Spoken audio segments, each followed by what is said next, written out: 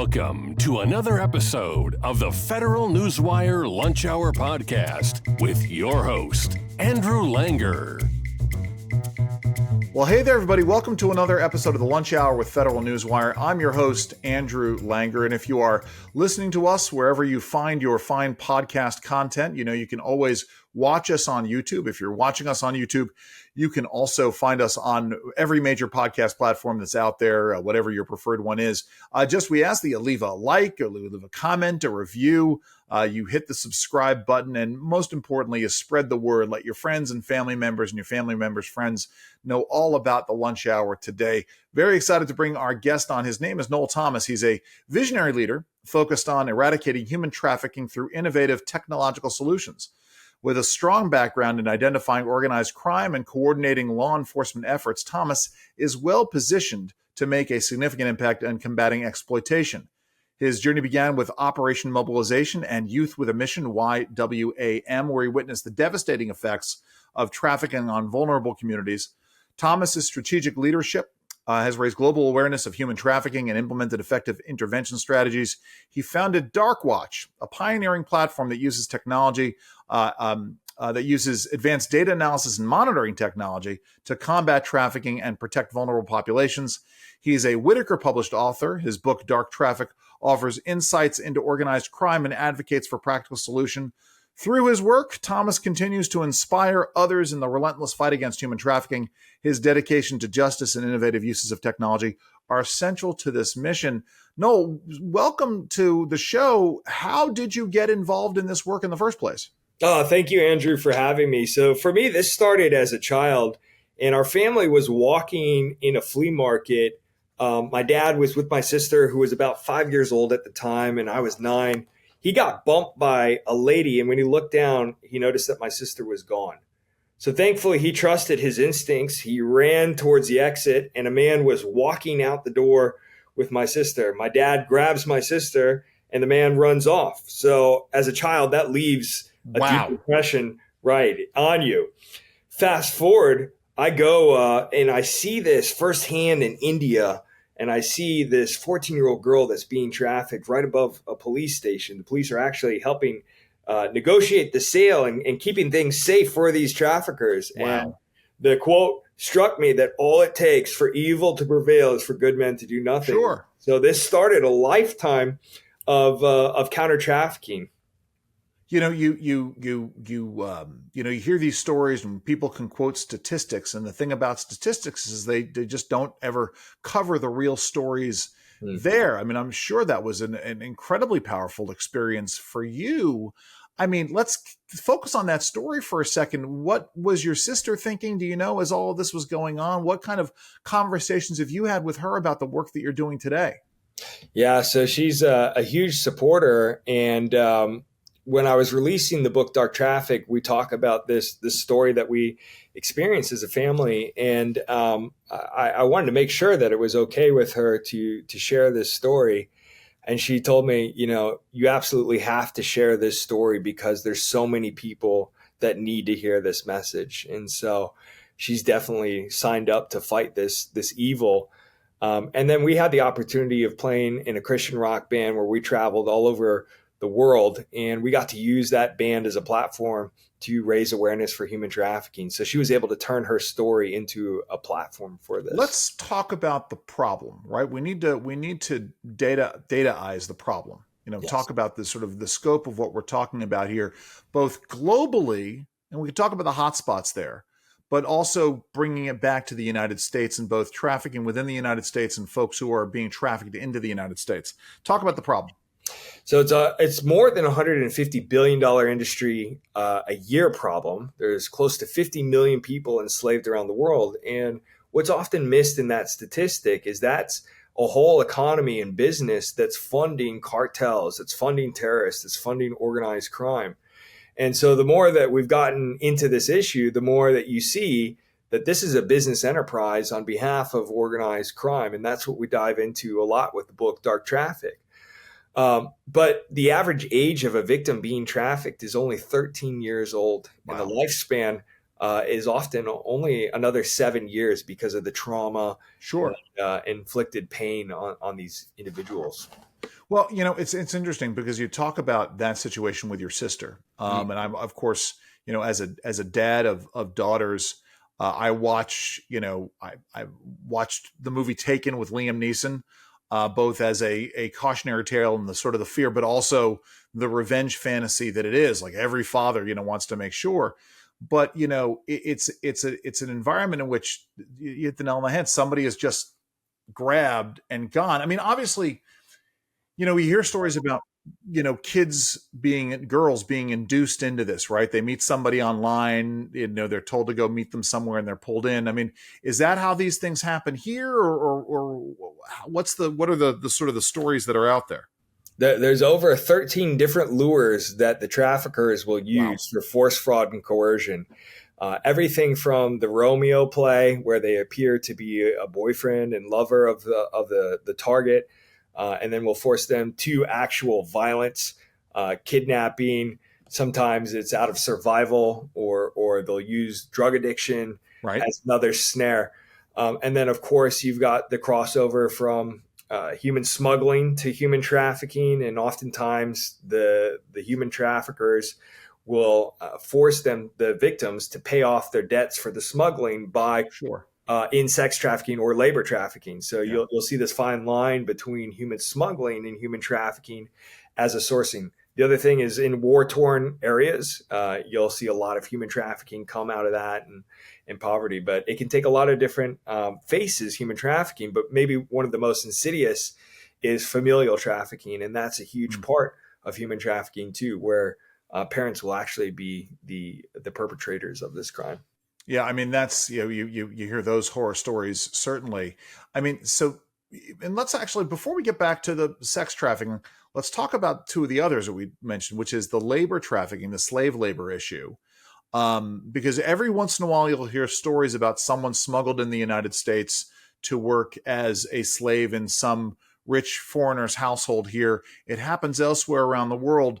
And then I want to talk to you about organ trafficking, but let's talk about the labor. How big a problem is this?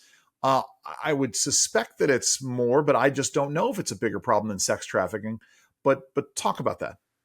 Yeah, it's really hard to quantify the number of labor trafficking, but there's a lot of different forms that labor trafficking will take. So you'll have someone smuggled over the border by coyotes, and as part of that fee for smuggling, they'll be forced to commit organized retail crime. So they'll actually be stealing in mass theft from big box retail stores, and the smuggled individual will be the one that is prosecuted and tried, never kind of working up to the broader organized crime behind it. So that's one iteration of it.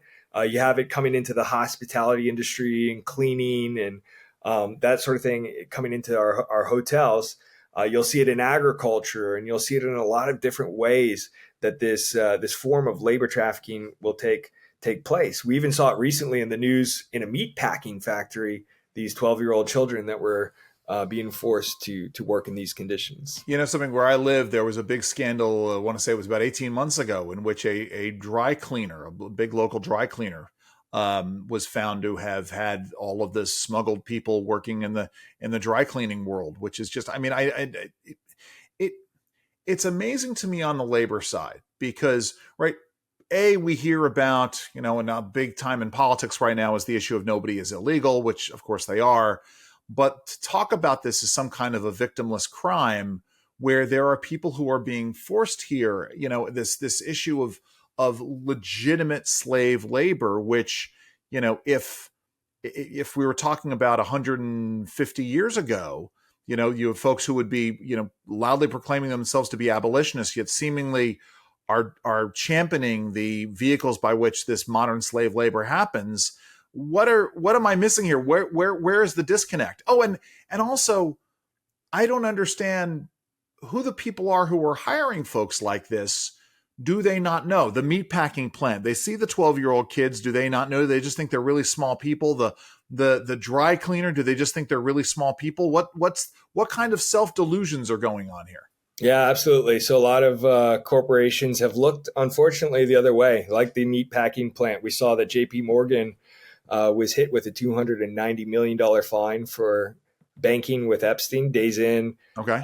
Red Roof Inn, others that have been hit with these lawsuits. Salesforce is under lawsuit, Meta, Amazon, and these others. And so these corporations a lot of times either don't have the checks in place to look for it or the know-how, or they're actively knowing and participating. And I think to your point is that really no one should be turning a blind eye to the fact that this is occurring in our neighborhoods, in our backyards, and in corporations and companies that we know and respect.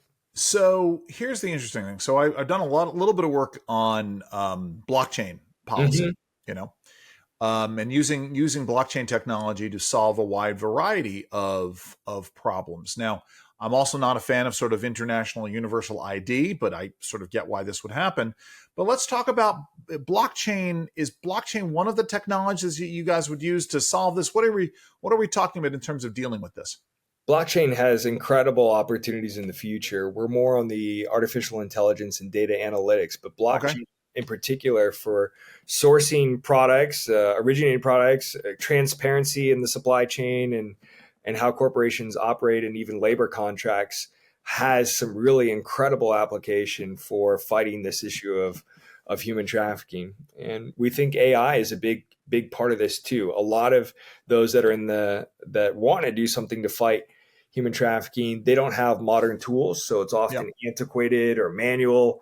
And that's where, I got exposed to this. Was I went out on a raid with law enforcement, and I noticed that they were manually looking online for this type of information. Well, it's true for corporations when they're doing anti-money laundering checks or know your customer checks. Most of these processes are incredibly manual, and there's incredible opportunity to use AI for good and technology for good, where you can actually speed up and automate some of these processes that are manual. So, I mean, because that's I just literally had a conversation with somebody about the regulatory state, and how we go through dealing with the large body of laws that are regulations. And I've made the point to him, it's 2024, almost 2025. We should be able to do things differently with this problem. And again, we don't know the size and scope. We know that they're out there. We can see the stories. Clearly we need to do something different out there. And so let's get a little more in depth as to the technological solutions that we're talking about here. Yeah, absolutely. So our tools go over both the open web and the deep web, looking for indicia of human trafficking. And you'll see that human traffickers will go on sites like Backpage and Craigslist and openly advertise a woman that's being sex trafficked. And they do this because they have to reach their purchasers and the buyers of this activity. But because they're so loud online, they're leaving a lot of digital exhaust, and that digital exhaust can be a clue to how these crime groups are operating. But I thought that the Stop Online Predators Act, like I know, SOPA went after and Backpage got shut down, and the Craigslist escort ads got shut down, and some other stuff. But this stuff still exists. Is it because it's outside their house, outside of the United States? How does that all work? And how are you guys gleaning the data? And when you're gleaning the data, what are you doing with it?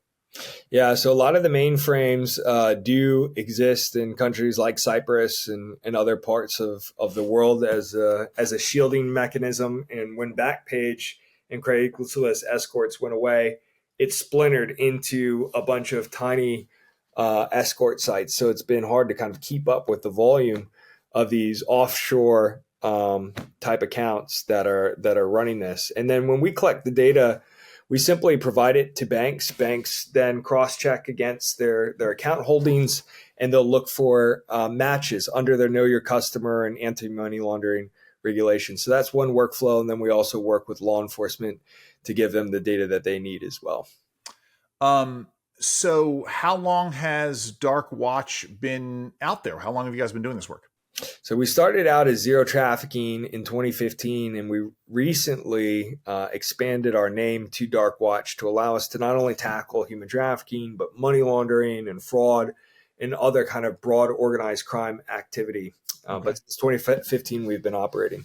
But you guys, so you said you're operating both on the I don't know what the opposite is, the light web, regular web, and the dark web. So you guys are out there looking, because I mean, not that I from what I understand, there are places where actually, let me come back before we get to this.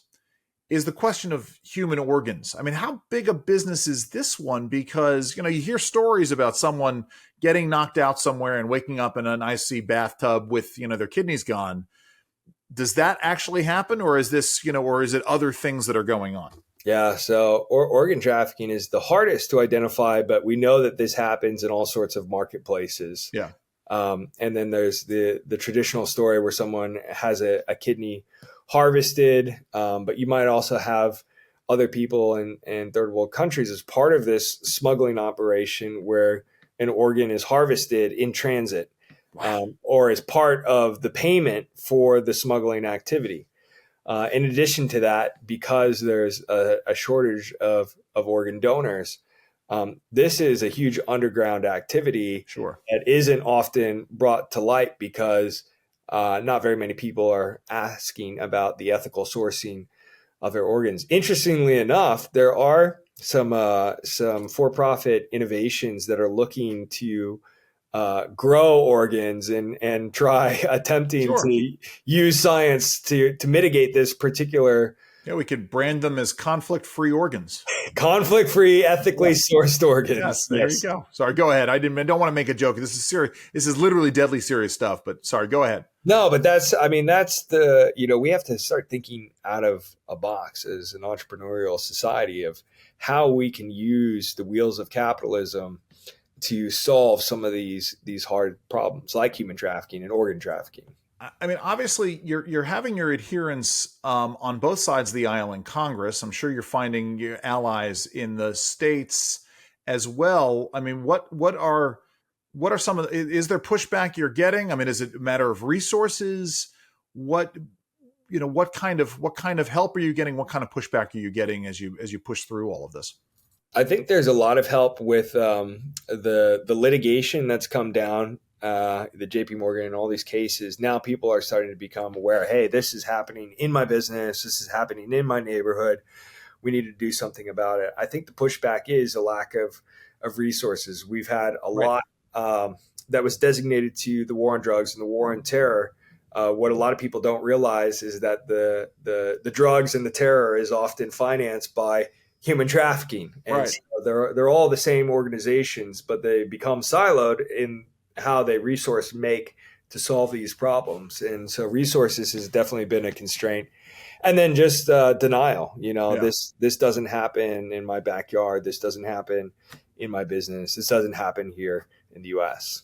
Well, right. But it's also, it's one of those things where even if it doesn't happen in your business, the reality is you should be concerned about it because someone is using illegal activity as a competitive edge, right? It's the whole idea behind, if you have one restaurant that uses illegal immigrant labor and isn't going through all the proper things, how does someone who is doing all the right things compete against that, right? That's it. Listen, it's the bedrock principle as to why we have certain kinds of regulation in the first place. That's sort of my bailiwick, right? Is to make it more expensive for people to do the wrong thing than it is to do the right thing.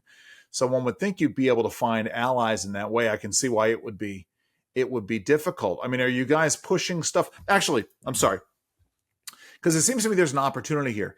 As we're recording this, because I release them some time after we record.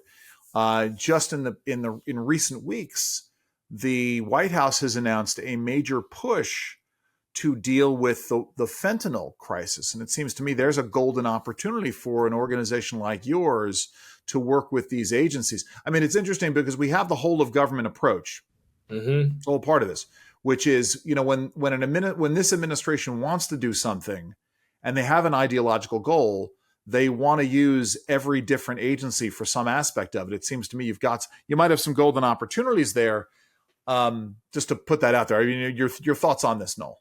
Yeah, absolutely. So fentanyl and human trafficking almost go one for one. You find that a lot of the victims, especially in sex trafficking, are hooked on fentanyl as part of the force, fraud, and coercion. Yeah. But the same groups that are moving fentanyl across the borders either um, other countries of source and destination, or the criminal groups that are moving the fentanyl, has a lot of overlap with human trafficking. And if you start to stem the tide of fentanyl, and you apply those resources at the organizations behind it, it will help to stem some of the tide of human trafficking as well, at least international trafficking that's coming in.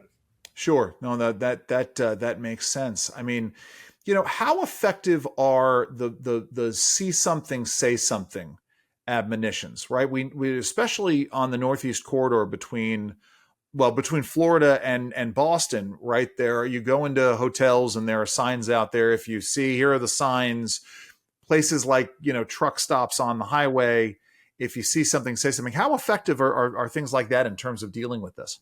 I mean, it's a great start. I would say that because of the airlines having that, they've had some notable cases where they've rescued flight attendants have rescued victims. So it's Sure. like every bit of awareness and getting the general public to be thinking about this is a huge step forward. I think that that's just the first step. The second step of this is funding innovation, like we are space travel and AI, funding these types of innovations that can scale disruption of human trafficking in these other crime types. Right. You need to find the charitable organizations that really want to go after and deal with this. It's funny. I may be working on a project with something. Anyway, it's tough to find those things. Well, let's talk about agendas, right? I mean, you've got the possibility of a new Congress coming in next January. We've got an election this fall, two very different candidates. Not that I want you to pick sides. I don't want you to pick sides. But in terms of the agenda for the next Congress and the next executive branch, the next administration, what are some of the top things that are on your agenda, both legislatively and administratively? Yeah, I think, to your point, this should be a bipartisan issue. This shouldn't be, if anything is to unify our country, it should be that we all agree that human trafficking is evil. Right. And we need to do something about it. And of course, that stems to certain types of immigration reform. It's funding technology and proactively seeding companies to like Darkwatch to fight human trafficking. It's increased asset forfeiture of the traffickers to go back and fund the counter trafficking movement, something that we use very heavily on the war on drugs. And I think it's better policy that supports the victim's ability to recuperate damages from the traffickers themselves. Sure. Yeah, right. Get the help that they need to deal with the trauma of that and all of that.